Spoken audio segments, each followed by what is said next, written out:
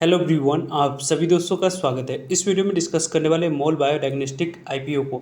इस कंपनी की कल लिस्टिंग होने वाली है। इस लिस्टिंग पे लिस्टिंग स्ट्रैटेजी किस तरह की कैसी होनी चाहिए, एक्सपेक्टेड लिस्टिंग इन क्या कुछ है, बाई सेल या होल्ड या वैल्यूएशन के मैट्रिक्स पर किस तरीके की कैसी मोमेंटम इस कंपनी में कल के डेट में दिख सकती है, उनके बारे में इस वीडियो में डिटेल्स में बात करेंगे।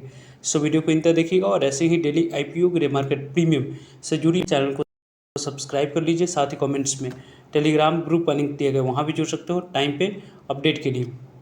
फर्स्ट ऑफ ऑल, इस कंपनी के पीयर कंपटीटर जो पहले से ही लिस्टेड है और इनकी यदि हम लोग बात करते हैं तो मोल बायो डायग्नोस्टिक आईपीओ की प्राइस टोनिंग 51 की रखी गई है। यहाँ पे इस कंपनी की पॉली मेडिक्योर के बारे में बात करते हैं, इसकी प्राइस टोनिंग 52 की है। यहाँ पे इसकी यदि हम लोग बात करें डॉक्टर लाल पैथ लैब्स की, तो इसकी प्राइस टोनिंग 62 की है। और यहाँ पे पॉली हेल्थ केयर की बात करते हैं तो यहाँ पे 64 की प्राइस टोनिंग है। और विजया डायग्नोस्टिक सेंटर के बारे में बात करते हैं, इसकी प्राइस टोनिंग 81 की दिख रही है। यहाँ पे दो हाल ही में कंपनी की लिस्टिंग हुई है। मेट्रोपोलिस हेल्थ केयर की बात करें, इसकी लिस्टिंग यहाँ पे हाल ही में हुई है। साथ साथ विजया डायग्नोस्टिक सेंटर के बारे में बात करें, इसकी भी लिस्टिंग हुई है। इन सभी की प्राइस टोनिंग लगभग 60 के ऊपर की एवरेज निकल कर आई इस कंपनी की इंडस्ट्री की, और इसकी प्राइस टोनिंग 51 की। इंडस्ट्री की प्राइस टोनिंग के अकॉर्डिंग यदि हम लोग डिस्कस करें तो इस कंपनी में 10 से 15% की आराम से लिस्टिंग एंड मिलने की चांस यहाँ से दिख रही है, क्योंकि वैल्यूएशन वाइज जो स्कोप लिस्टिंग एंड के लिए इस कंपनी में छोड़ी गई है, उस लिस्टिंग एंड के स्कोप के अकॉर्डिंग इस कंपनी को देखें तो यहाँ पे आपको आने वाले समय में इस कंपनी में थोड़ी सी पॉजिटिव मूव दिखने की चांस आपको ज़्यादा से ज़्यादा मिलती हुई दिख रही है। वैसे भी यदि हम लोग इस कंपनी के वैल्यूएशन मैट्रिक्स पर देख रहे हैं कि 10 से 15% की आराम से लिस्टिंग एंड दिख रही है, लेकिन इस कंपनी जो यहाँ पे लिस्टिंग है वो कल के डेट में इस कंपनी की लिस्टिंग होने वाली है। और वैसे इस कंपनी में यदि आपने अप्लाई किया था, अलॉटमेंट आप लोगों को मिली है, तो 807 रुपये जो कंपनी की अपर प्राइस बैंड है, उसी अपर प्राइस बैंड पे 18 इक्विटी शेयर मिनिमम आप लोगों ने अप्लाई करते समय सेलेक्ट किया था, तो जाकर आपको इस आईपीओ में अलॉटमेंट 18 इक्विटी शेयर की मिली होगी।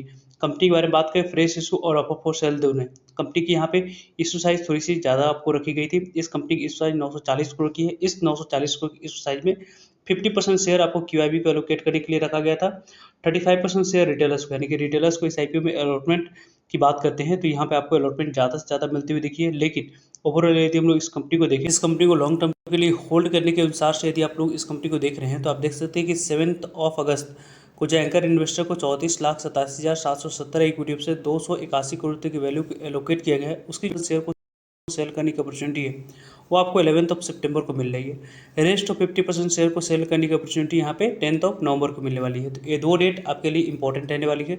इन दो डेट को आपको यहाँ पे फोकस करनी है, किस तरीके की कैसी इन फ्यूचर आपको मोमेंटम इन सभी कंपनियों में इस डेट को दिखती है कंपनी की लिस्टिंग के बाद। क्योंकि कुछ बेसिक फंडामेंटल के बारे में बात करते हैं तो बेसिक फंडामेंटल में कंपनी की यहाँ पे देख सकते हैं कि रिटर्न ऑन इक्विटी इस कंपनी की 15% के पास है, जो कि अच्छी है। रिटर्न ऑन कैपिटल एम्प्लॉयड के बारे में बात करते हैं तो लगभग 17% से ऊपर दिख रही है। रिटर्न ऑन नेटवर्थ भी आपको 14.55% की है और प्रॉफिट आफ्टर टैक्स मार्जिन 11.28% की है और इबिटा मार्जिन 22.56% की है। और एनएवी के बारे में बात करते हैं तो 100 ओवरऑल वैल्यूएशन मैट्रिक्स पर कंपनी काफ़ी अट्रैक्टिव दिख रही है। कंपनी की ग्रोथ ओरिएंटेड वैल्यूएशन की बात करते हैं वो भी आपको रखी गई है। साथ साथ कंपनी जो फंडामेंटल दिखा रही है उसके अकॉर्डिंग कंपनी ने पास्ट में काफ़ी अच्छी परफॉर्मेंस करके दिखाई है। तो यहाँ पे आने वाले समय में कंपनी फंडामेंटली इस सेक्टर में आने वाले समय में जिस तरीके की जैसी इन्वायरमेंट हो रही है, जो यहाँ पे डायग्नोस्टिक के रिलेटेड आप लोगों को सिचुएशन चल रहा है, उन सिचुएशन के अकॉर्डिंग यहाँ पे इस तरीके के सेक्टर की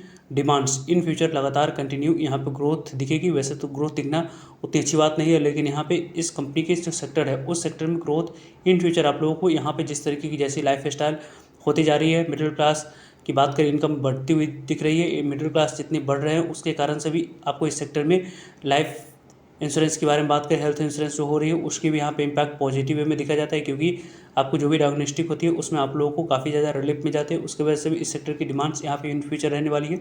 उसके वजह से भी इस कंपनी की इन फ्यूचर ग्रोथ काफ़ी अच्छी रहेगी, जिसके कारण से इस आईपीओ की बात करते हैं तो लिस्टिंग के बाद भी आपको पॉजिटिव मूव दिखेगी, इसकी चांस ज़्यादा। वैसे इस कंपनी को यदि हम लोग देखेंगे तो यहाँ पे देख सकते हैं क्यूआईबी कैटेगरी में ये आईपीओ लगभग 186 गुना तक सब्सक्राइब हुआ था। ये इंडिकेट कर रही है कि कंपनी में लिस्टिंग पे तो आपको यहाँ पे मोमेंटम पॉजिटिव दिखने की चांस बनी रही है, लिस्टिंग के बाद भी पॉजिटिव मूव दिखेगी, इसकी भी चांस यहाँ से दिख रहा है। कंपनी की एनआई कैटेगरी में भी लगभग आपको 49.80 टाइम तक आईपीओ सब्सक्राइब है। बिग एनआई कैटेगरी में लगभग 51 टाइम तक आईपीओ सब्सक्राइब हुआ और स्मॉल एचएनआई के बारे में बात करें 47.76 टाइम तक आईपीओ सब्सक्राइब हुई। रिटेलर्स कैटेगरी में लगभग 12.97 टाइम तक आईपीओ सब्सक्राइब हुई। टोटल सब्सक्रिप्शन फिगर यहाँ पे 70 0.27 टाइम तक IPO सब्सक्राइब यहाँ पे लगभग 27 लाख तक की एप्लीकेशन इस IPO में आया। और साथ साथ इस IPO में यहाँ पे NI की बात करते हैं, उसमें आप लोगों को HNI की बात करें उसमें अच्छी रिस्पांस मिला था। रिटेलर्स की तरफ से भी आपको अच्छी रिस्पांस मिली थी। इसके साथ एक और कंपनी दूर ट्रांसमिशन की बात करते हैं, वहाँ पे आप लोगों को जो नंबर ऑफ टाइम सब्सक्राइब हुई थी उसकी डायरेक्टली पॉजिटिव इम्पैक्ट इस कंपनी में भी दिखी।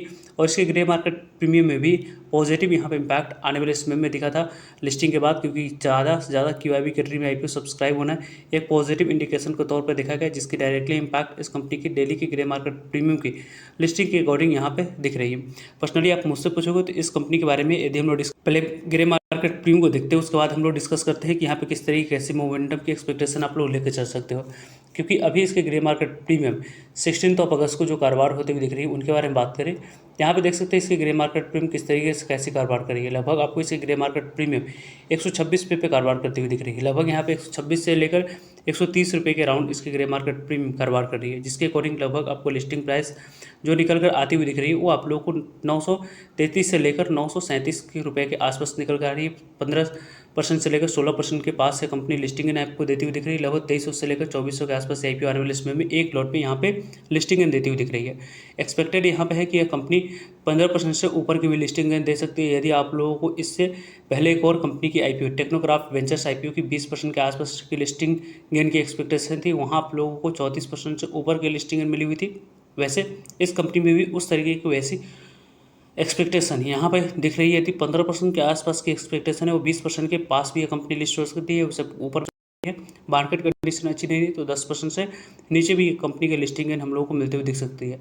ओवरऑल यदि हम लोग डिस्कस करें तो इस कंपनी की जो लिस्टिंग है वो डायरेक्टली पॉजिटिव इंपैक्ट आने वाले समय में जो लाइनअप में कई सारे IPO खड़ी है उनके लिए यहाँ पॉजिटिव इंपैक्ट डालते हुए दिख सकती है। वैसे इस कंपनी के बारे में बात करते हैं तो अलॉटमेंट मिला है तो क्या करनी चाहिए। अलॉटमेंट मिला है तो लिस्टिंग गेन के अनुसार से यदि आप लोगों ने अप्लाई किया था तो जो भी लिस्टिंग गेन मिल रही है उसको लेकर निकल जाना चाहिए। यदि इस कंपनी के होल्ड करने के पॉइंट ऑफ व्यू से आप लोग देख रहे हो तो यहाँ पे आपको इस कंपनी के स्ट्रिक्टली स्टॉप लॉस को फॉलो करनी चाहिए। अलॉटमेंट नहीं मिला है तो क्या अपॉर्चुनिटी इस कंपनी में मिल सकती है, तो लगभग आप लोगों को 900 के नीचे या 100 यहाँ पे 1000 के नीचे इस कंपनी की शेयर आपको कल के डेट में मेंटेन रहती है। और 10 बजे से लेकर 10:30 के बीच में जो लो बनेगी उस लो को कल के डेट में ब्रेक करके नीचे नहीं जाती है, तो यहाँ पे एक एंट्री लेवल आपको 10:30 के बाद मिल सकती है। लेकिन स्टॉप लॉस स्ट्रिक्टली आप लोगों को कल 10 से लेकर 10:30 के बीच में जो रहेगी उसको लेकर चलना होगा। यदि हम लोग बात करें कंपनी के लॉन्ग टर्म के लिए तो लॉन्ग टर्म के लिए कंपनी काफ़ी अच्छी दिख रही है। लिस्टिंग एन के लिए तो यह कंपनी लिस्टिंग एन आप लोगों को 10 से 15% के आराम से company listing and valuation wise भी IPO देती हुई दिख रही है। पर्सनली आप मुझसे पूछोगे तो इस कंपनी को थोड़ी सी यहाँ पे 1 से 2 दिनों तक होल्ड करने के प्लान के अनुसार से आप लोगों को देखनी चाहिए। फर्दर इस कंपनी के बारे में टाइम पे आप लोग सभी अपडेट कल के डेट में मॉर्निंग में है, किसी भी तरीके कोई बदलाव ग्रे मार्केट प्रीमियम होती है तो वीडियो के माध्यम से आप लोगों को तो अपडेट पहुँच जाएगी। सो जुड़िएगा ताकि आप लोगों को तो अपडेट पहुँच पाए। मिलते हैं एक नई इन्फॉर्मेटिव वीडियो में, तब तक लीजिए जय हिंद जय भारत।